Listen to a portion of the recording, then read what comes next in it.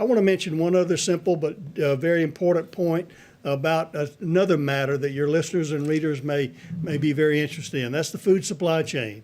USDA obviously is intimately involved in the food supply chain. We've worked with all those producers, even the ones who provide equipment and materials for our farmers and cattlemen and producers out there to make sure they have what they need. They're part of the critical and essential workforce there to continue. And the good news is those folks are staying on the job.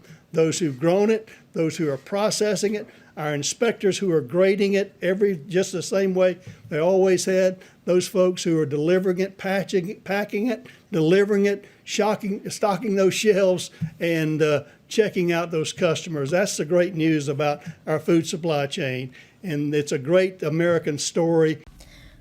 Okay, let's rewind here. So this is Perdue, Secretary of the U.S. Department of Agriculture, explaining to the American people that our food supply chain is secure and will stay strong during the COVID-19 pandemic. In the midst of everything our nation is facing, this definitely sounds like relieving news. But soon after this, why was there so much news coverage about food shortages in stores? Farmers throwing away fresh food, children and their families struggling to get meal assistance from schools, meat packing plants closing down? This doesn't seem relieving at all. There seems to be more to this American story, and we must ask, how is the food supply chain really being affected by this pandemic? So first, we should think about how the food supply chain works. Like many infrastructures in our country, the stages in this chain are optimized, but are not very visible to consumers. So let's explore this question piece by piece. How do we get food grown from farmers to the grocery stores and then to your kitchen? There's a lot of complexity in the global food production system, so for the purposes of this video, I'll be focusing mainly on our domestic food supply chain. So you can think of this chain kind of like an assembly line, where one thing happens after another in a linear fashion.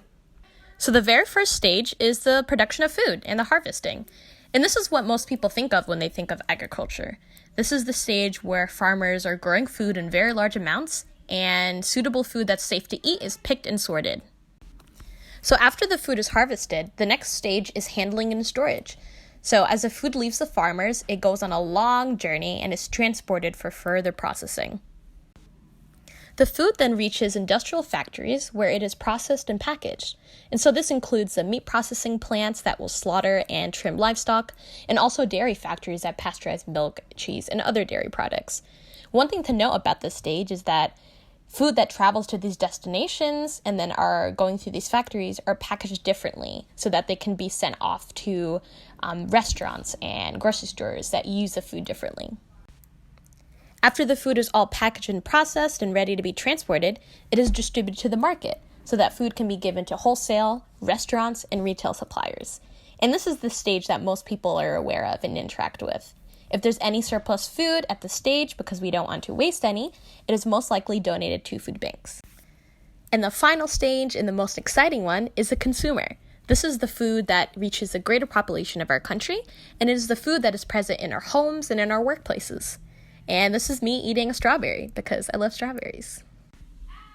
So as you can tell, this food supply chain is actually quite impressive and has been providing ample food to Americans since the beginning of the industrial age. However, there are a lot of gaps in our system that have made it vulnerable to the COVID-19 pandemic. One obvious consequence of this pandemic is the social distancing measures that have greatly affected agricultural and industrial labor. Though these earlier stages have been deemed essential and exempt from shelter-in-place orders, the risk of infection for farm workers, factory workers, truck drivers, and other important players has slowed down our production. At the distribution level, school and restaurant closures have also made it difficult for families to receive prepared meals that they're so accustomed to.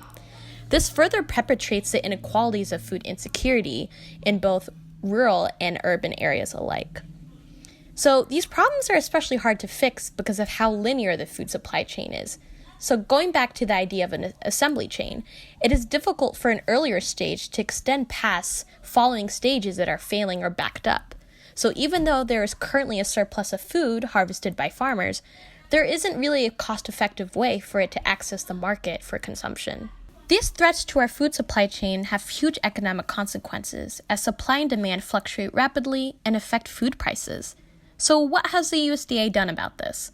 Not much is known if COVID-19 can be transmitted by food or food packaging, but the USDA is continuing to provide critical inspections and grading services typically seen on our meat products, butter, and eggs. To address increasing food insecurity, the USDA has been working closely with state and local partners to help distribute food to families through the federal nutrition assistance programs such as SNAP and WIC. But as we continue to face this crisis, our food supply chain cannot be sustained like this. Federal relief is only a temporary solution, and we need more systematic approaches to build resilience and ensure safety of food and those who produce it. Now, going back to Purdue's little story here, is this the American story that we really want to go down in history?